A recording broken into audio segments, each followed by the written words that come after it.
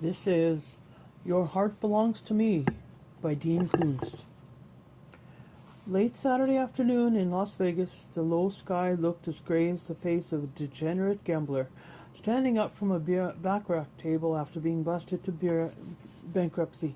The high Mojave lay in the grip of a chill, down from the bald faces of the mountains, down from the abandoned iron and lead mines long forgotten, off the broken slopes of pyrite canyons and feldspar ravines, across desiccated desert flats, through the bright barrens of the casinos came a damp wind, not yet strong enough to whip clouds of dust off Sarai and empty lots, or to shake nesting rats out of the lush crowns of Phoenix palms, but sure to swell stronger as the day waned. At Private Plane Terminal, George Zane waited with a 12-cylinder black Mercedes sedan. The man looked even more powerful than the muscle car. As he opened the rear door for Ryan, he said, "Good afternoon, Mr. Perry." "Good to see you again, George. Got some bad weather coming?" "Whether we need it or not," the big man replied. In the car, as they turned onto the airport exit road, Ryan said, "Do you know if Bargast is going to be out tonight? Will we be able to get into his place?" "We're headed straight there," Zane said. Turns out he drove to Reno for some Cook conference. Won't be back until Wednesday." "Cook conference?" "That's what I call it. Bunch of our best and brightest, greatest getting together to talk about the benefits of reducing human population to 500 million. "What's that?" 6 billion people gone. "How do they figure to make that happen?" "Oh," Zane said, "from what I read, they got a slew of ways figuring out to get the job done. Their problem is selling the program to the rest of us. At an intersection, a few sheets of a newspaper were airborne on the breeze, billowing to full spreads, gliding slowly in a wide spiral, their flight as ponderous as that of albatrosses circling in search of doomed ships. "Shouldn't we wait a couple hours until after dark?" Ryan wondered. "Always looks less suspicious to go in during the daylight if you can," Zane said. "Straight on and bold is better." The neighborhood appeared even more conventional in daylight than it had been at night. Simple ranch houses, gliders and swings on the porches, well-kept yards, basketball hoops above garage doors, and an American flag here and there. Dr. Death's house looked as ordinary as any residence on the street, which made Ryan wonder what might be in some of the other houses. As Zane swung the Mercedes into the driveway, the garage door rose. He drove inside, where earlier he had dropped off Kathy Sienna, and where now she stood at the connecting door to the house. As the garage door rolled down, she greeted Ryan with a professional smile and a handshake. He had forgotten how direct her stare was, granite gray eyes so steady that she seemed to challenge the world to show her anything that could make her flinch. She said, "I didn't realize you enjoyed yourself so much the last time. It wasn't as much as fun as Disneyland, but was memorable." "This Bargast," George Zane said, "gives crazy a bad name." In the kitchen, Ryan explained that he wanted them to look for places in which Dr. Death might have taken special pains to hide his files of assisted suicides, trap doors under carpets, false backs in cabinets, that sort of thing. Meanwhile, he'd be once more reviewing the ring binders full of photographs of dead faces, judging by the proportion of the house that Ryan passed through. The connoisseur had not added to his macabre collection.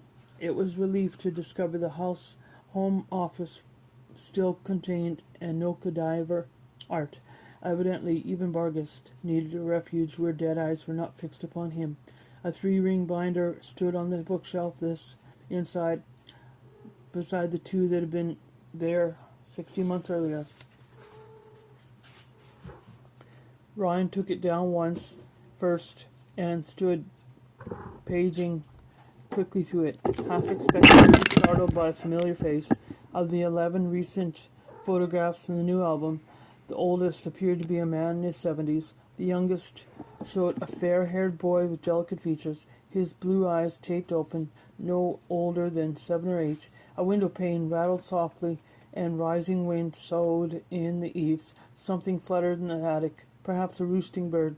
11 assistant deaths in 16 months. This farrier had pulled across the sticks with some regularity. Ryan returned the album to the bookshelf, retrieved the original 2 ring binders, and carried them to the desk. Having gone directly to the shelves and entering the room, he had not noticed the familiar book on the desk. A copy of Samantha's novel lay face down. Staring at Ryan's jacket photo, Ryan settled in the office chair. He hesitated to inspect the book.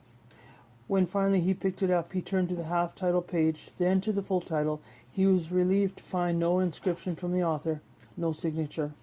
Paging through, he discovered notations in the margins, petty criticisms, some of them vulgar enough to sicken him. He read only a few before closing the book in disgust. Understandably, Spencer Bargast would have been interested enough in the novel to buy a copy. He'd been in a relationship with Sam's mother for at least 6 years, and he had in some way assisted her twin sister Teresa out of this world, which was either a noble act of compassion or cold-blooded murder, depending on their point of view.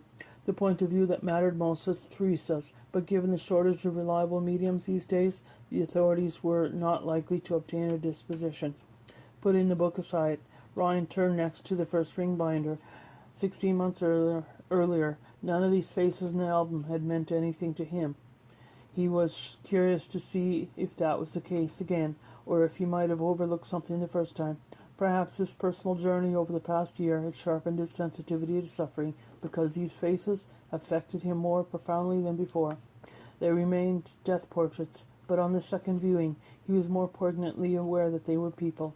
Even in death, each of their faces alive with character. If he had missed anything important the first time through the binder, he missed it again, and did not have the courage to review it in a third time.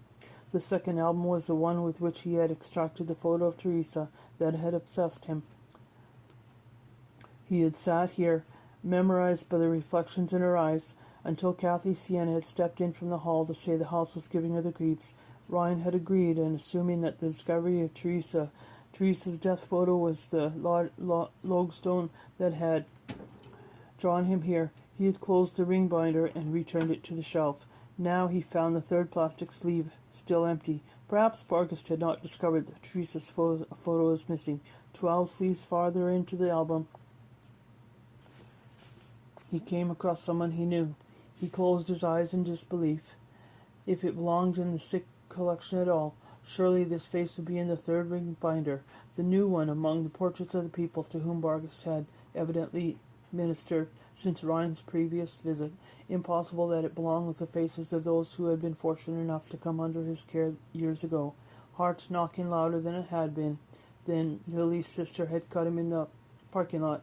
Ryan opened his eyes and found that he had not mistakenly identified the woman in the photograph. "I'm here. I'm watching over you. You'll be just fine." The smooth dark skin. "Don't hold your breath, honey." The emerald green eyes. "You hear him, don't you, child?" 12 sleeves after Teresa had been dead 6 years. Was Ismay Clem, one of the 2 cardiology nurses who had assisted Dr. Gupta with the myocardial biopsy. End of 44. 45. The rising wind choked and wheezed in the eaves as if words were caught in its throat, and in frustration thrashed the branches of the melaleucas beyond the study window. 16 months ago, sitting in this room, Ryan had been certain he stood at the threshold of a discovery that would strip bare the lurid details of the conspiracy against him. Now the same conviction gripped him. The first time around, upon finding Teresa's photo, he thought he had before him the essential piece of the puzzle.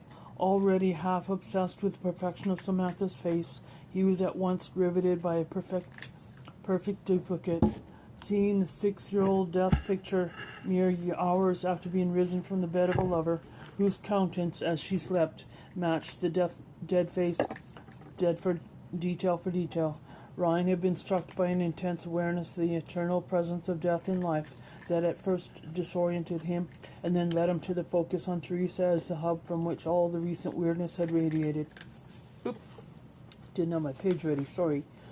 Teresa Reach, however, would neither complete the puzzle nor even contribute to its solution. She was not part of the web that unknown others seemed to be spinning around Ryan. He couldn't properly call her a red herring because no one had planted her photograph in the ring binder with the intention of misdirecting him.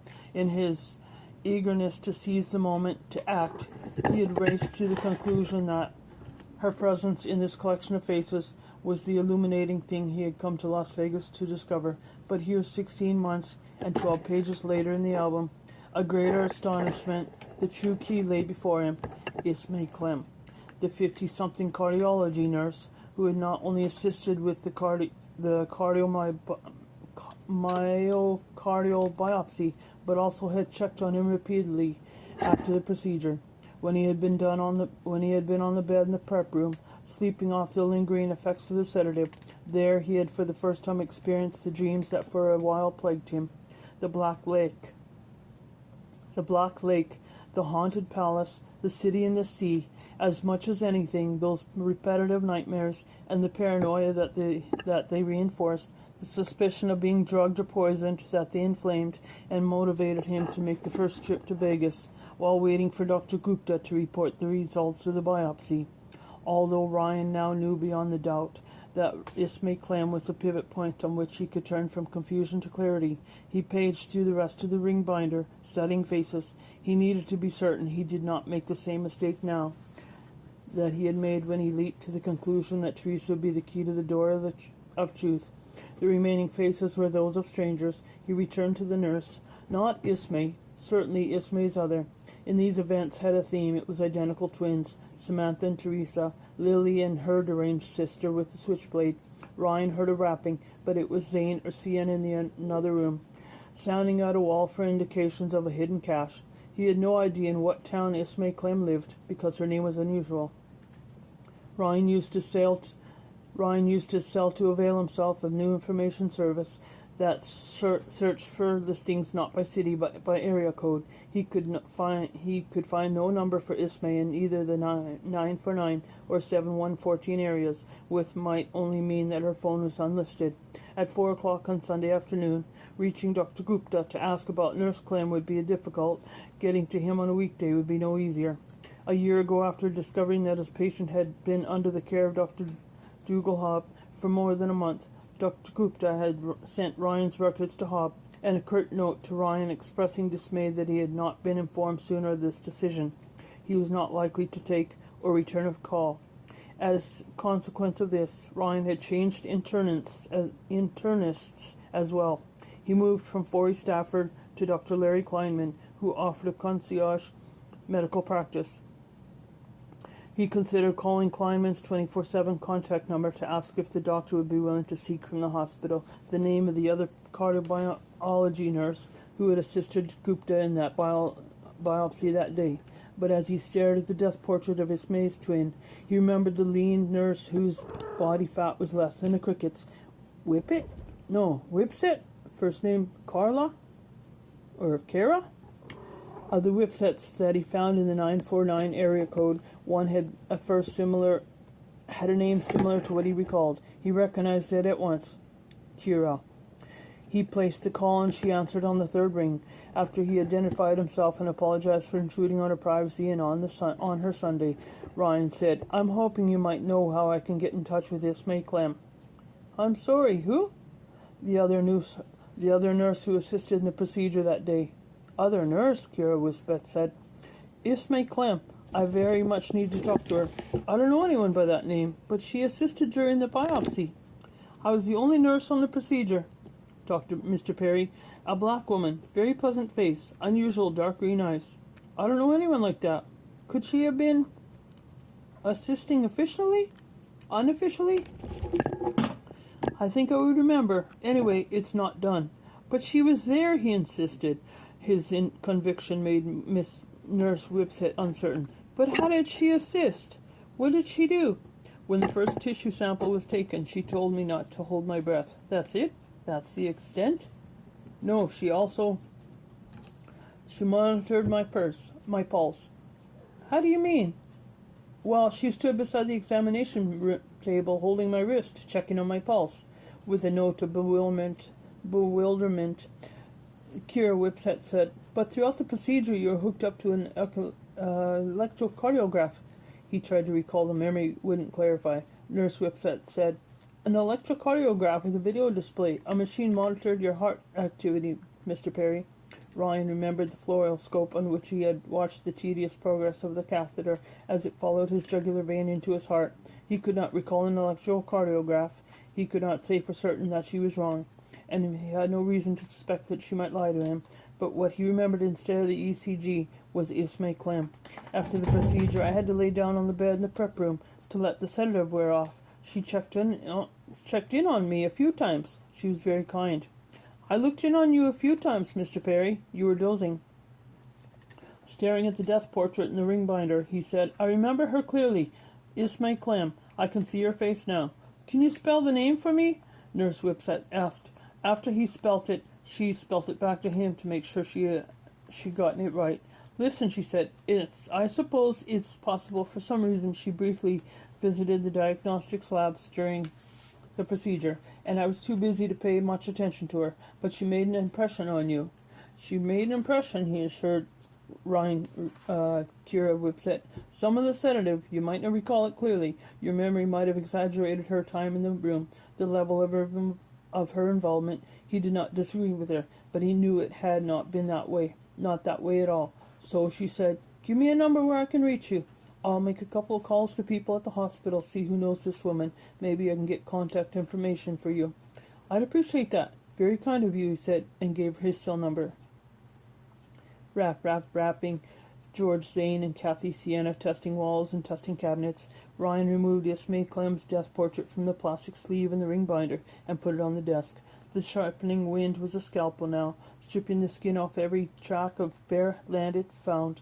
Beyond the window, trees shuddered in clouds of yellow dust in the yellow acid light of late afternoon. From the manila envelope that he had brought with him, Ryan took the photos of Teresa Reach and Lily X. He lined them up with the death portrait of the woman who looked like Ismay Clem.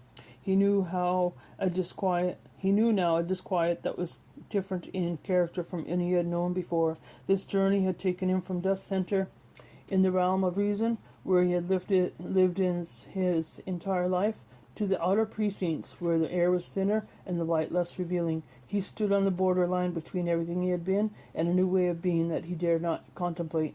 He had half a mind to return 2 photos to the ring binders and leave at once, just with the picture of Lily.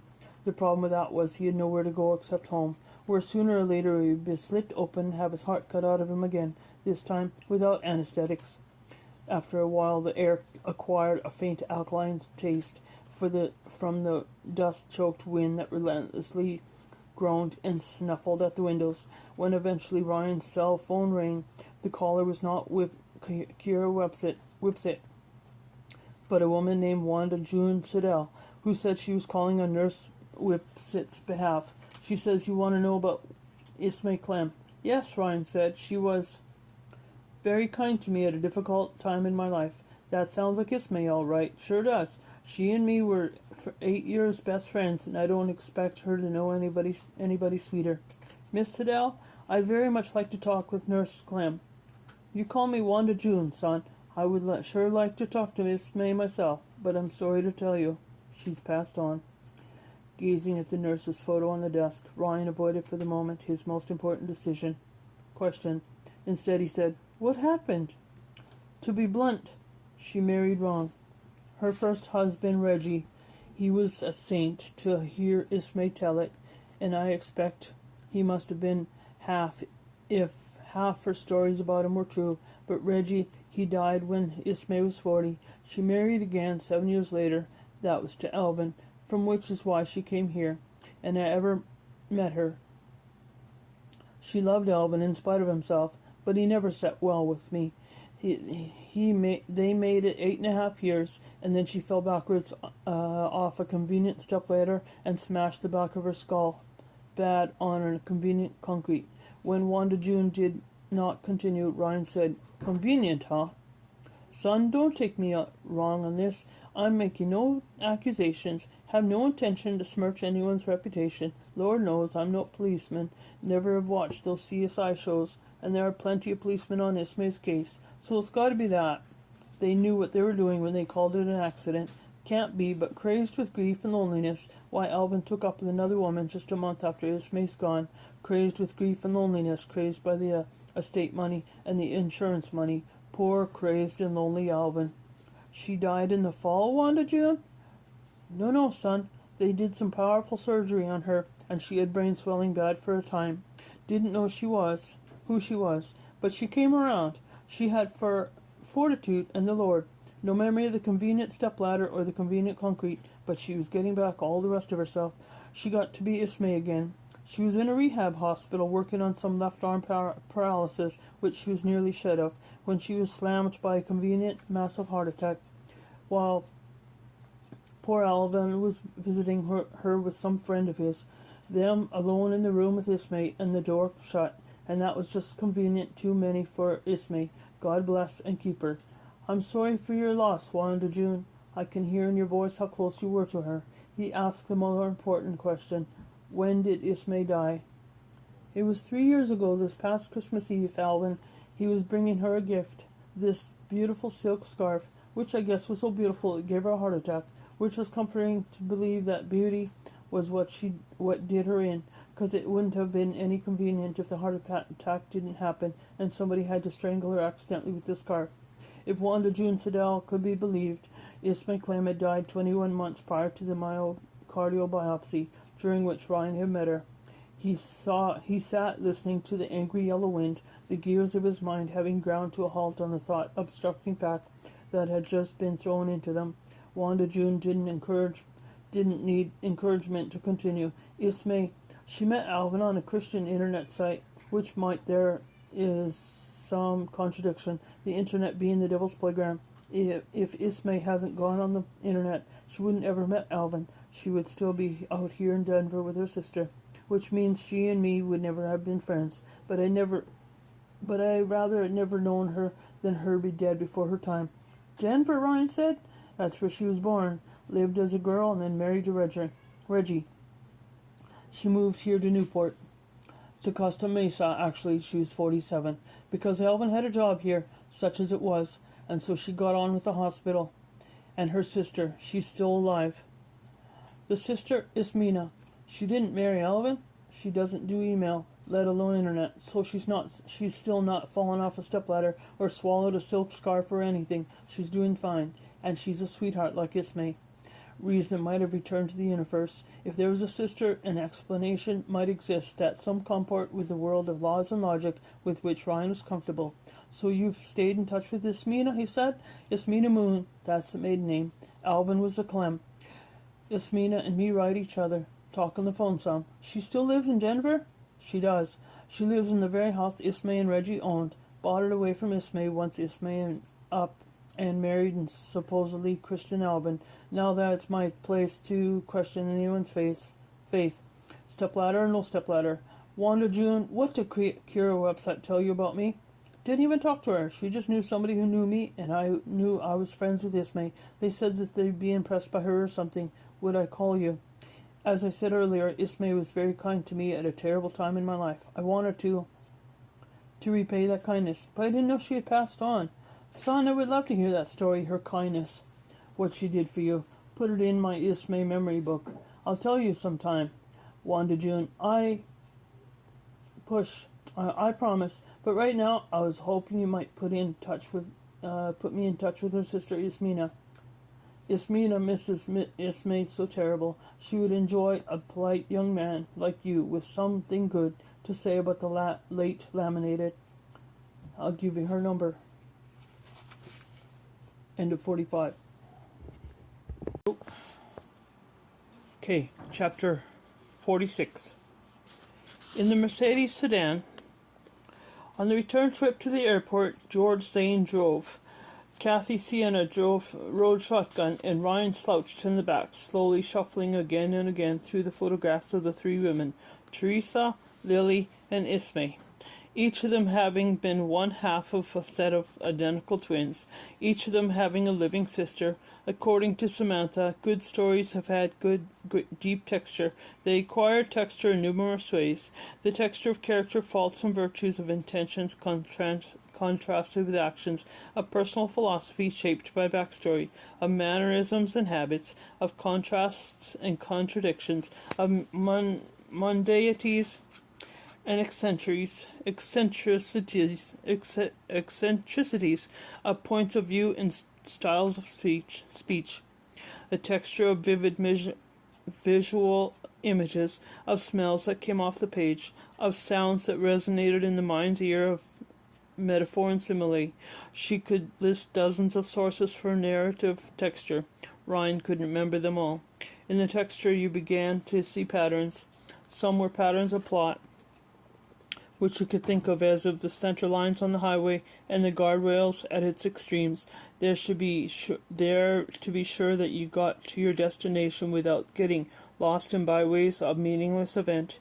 Others were patterns of obvious theme, to give the story purpose that made it meaningful, in part just as the rules of construction for a sonnet gave it meaning, in part just as the truth of human suffering in a blues song made it worth singing. The most difficult patterns of all to understand, the most intriguing, and usually the most ominous, were those that arose from subtext, not from the surface theme, but from the explicit meaning of the tale. The less you thought about those patterns, the more you understood them, for they were the patterns of primal truths, some of which the modern mind rejected on the conscious level. Studying the photos of the three dead women, brooding about their living sisters, Ryan suspected that the pattern of twins, though seemingly the key to the plot, rose more than subtext, and that the more intently he focused on it, the farther he traveled from the revelation he sought. The yellow wind made pendulums of the traffic lights suspended over intersections, tore dead fronds off tall palm trees, harried tumbleweed out of vacant lots and along busy streets, buffeted the car, hissed at the windows, and in general made such an exhibition of its power that a pagan might have cast basketfuls of flower petals into it as an offering, to solicit exemption from the miseries of the coming storm.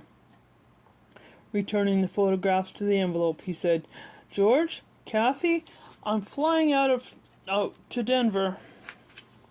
Oh, pages stuck together. "From here. I don't know that I'll really need anyone with me, but there's a long shot that I may have security issue. I'd feel a lot more comfortable with someone who had a license to carry." "We're both cool to carry in Colorado," Zane said, "and Kathy has all the gun training that I have. Fact is, she may be the better shot." "I'll lay 20-1 on that one," she said. Ryan asked, "Are you up for Colorado, Kathy?" "I only brought one change of clothes in my overnight bag." "That's all you'll need. We'll be going back to California tomorrow." In truth, it didn't really like that Ismaila Moon, a 50-year-old woman described as a sweetheart, could prove to be a threat to Ryan's physical safety. He wanted someone with him more for company than protection. He had been something of a loner the past year, and solitude had taken its toll. Denver in particular seemed to be a dangerous place for him to be alone. On his previous visit, he had arrived confused as he would be arriving this time, and he had departed confounded, in a condition close to despair. Besides, since he had been seen Kathy this afternoon in Spencer Bargas' garage, Ryan had felt there was a question he wanted to ask her, needed to ask her, a question of considerable importance. He just didn't know what it might be. He sensed the question half formed in the back of his mind. Perhaps it would fully Koontz in Denver, 40 minutes out of Las Vegas, high over Utah, above the weather, and bound for Colorado. Ryan excused himself and went to the lavatory. He dropped to his knees and threw up in the toilet. He had developed a nervous stomach awaiting takeoff, and it had gotten worse in flight. At the sink he rinsed off his mouth twice and washed his hands. He was struck by the paleness of his fingers, as white as bone. When he looked at his face in the mirror, he found that it was paler than his hands, his lips without color. Reluctantly he met his eyes. For some reason thought of Alvin Clem, and the convenient step stepladder, the convenient concrete, the silk scarf, and the convenient heart attack. His legs grew weak, and he sat on the toilet. His hands were shaking. He clasped, hoping one would steady the other. He didn't know when he had gotten up to wash his hands again. He found himself at the sink, scrubbing. He was sitting on the toilet again when he heard a rapping, which quickened his heart until he realized that this was a hand upon a door. "Are you all right?" asked Kathy Sienna. "I'm sorry," he said. "Yes, I'm sorry." "You're okay?" "A little air sickness," he exclaimed. "Do you need anything?" "Just a minute. Give me a minute." She went away. Air sickness wasn't the correct diagnosis. He was sick with fear about what he would find on the ground in Denver, in the house of Ismena Moon, which had once been the house of Ismay. End of 46. 47. Leaving stars behind in the moon, they descended through deep clouds, a white boil at the portholes, and then Denver appeared below, sparkling in the clear night air. In flight, Ryan had phoned in Ismena, telling her only that her late sister had done a kindness for him that he'd never forgotten, and as he was in Denver, he would like to stop by and find out more about Ismay. After Ismena welcomed their visit, Ryan had arranged for a Cadillac Escalade which waited them at the airport. The January night was so bleak that his cold hands felt warm by comparison. His breath plumed from him, curls of vapor lingering for brief moments before delinquing into the still air. His stomach was startled, but not his nerves, and after they put their two small suitcase luggage in the back of the Escalade, he asked Kathy Sienna to drive. In the passenger seat, he read Ismena's address from a notepad on which he had written it, and Kathy keyed it into the navigator. She drove well, handling the big SUV as if she had put 50,000 miles on it before this. Ryan suspected that she was good, not merely with a gun and a car, but also with just about any machine or tool, good with things because she preferred them to people. The very act of driving brought a slight unconscious smile to her, although she usually guarded her expressions closely. Her face was not a mask at this moment, but relaxed as Ryan had not been seen before. Do I need to know who this woman is, why we're here?" she asked. He told her only that Ismay Clem's kindness to him during the myocardial biopsy, and then he had this day learned the nurse had died 21 months before he met her. Of the reactions he expected from Kathy, she exhibited none. The faint smile remained, and she kept her eyes on the road, as if he had said nothing more surprising than that. Judging by the lowering sky, snow would soon fall. 21 months, what do you make of that?" she asked. "Ismena and Ismay are identical twins. So you, think it was Ismena at the biopsy?" "Maybe, probably, but she's using Ismay's name. Why would she?" "That's one thing I want to find out." "I guess you would." He waited for her to say something more. She drove in silence, and only to say yes, ma'am. He waited for her to say something more. She drove in silence, and only to say, "Yes, ma'am," each time the computerized voice of the navigation system gave her an instruction. For her line of work, Kathy had been trained to listen carefully to what a client needed to tell her about his problems, and to have no curiosity about any portion of his story that he failed to disclose. But her abilities to feign disinterest in this case seemed almost superhuman. As the navigator announced a final turn to the left, coming in 300 yards, Ryan recognized the park with the aspen trees and the church beside it. "Pull over," he said. "I know this place. If our house is just around the corner, we can walk from here."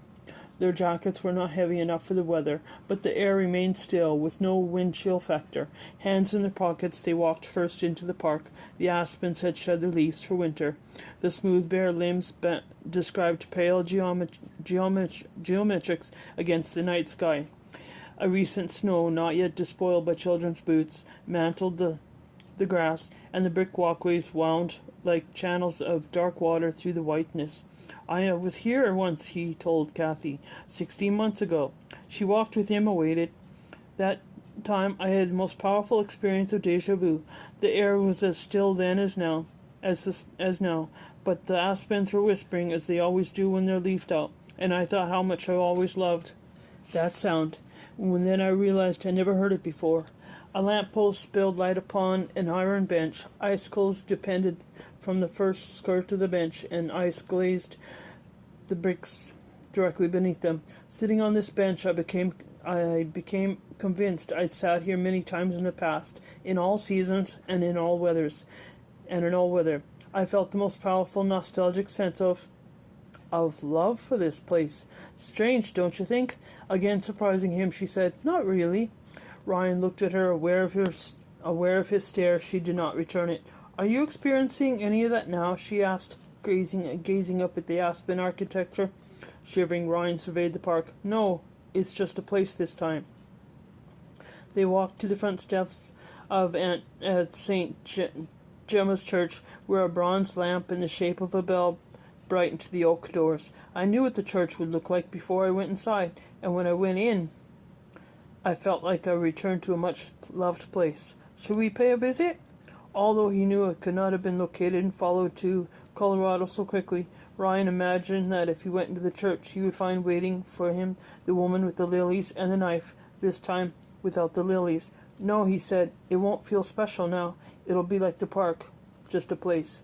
His earlobes began to sting with cold. His eyes watered, and the ice air had a faint ammonia scent that burned in his nostrils. On the opposite side of the church from the aspen grove lay an expanse of cemetery. No fence encircled it, and lamp posts flanked a central walk. "I didn't see this before," he said. "I didn't come this far. When I left the church, I was so spooked. I guess I just wanted to get back to the hotel. I thought I'd been poisoned." This statement seemed to strike Kathy Sienna as more particular than anything else that he had revealed. As he walked past the cemetery toward the corner, she was first silent and then said, "Poisoned? Poisoned or drugged with hallucinogenics. It's a long story. How long is it? No matter how long it is, seems to be poisoned and drugged is a deeper leap than some other explanation." "What other explanation?" She shrugged. "Whatever other explanation you didn't want to consider." Her answer disturbed Ryan, and suddenly so did the graveyard. "I'll bet she's buried here," she said. "You mean Ismay Clem?" "Yeah. You want to look for her?" Grimacing at the gravestones in the snow, Ryan said, "No, not in the dark." On the first block of the next cross street, houses stood on only one side, facing the cemetery. The sixth house, a Victorian place with an elaborate cornices and windows surrounding moldings, belonged to Ismay Moon. The porch light welcomed them.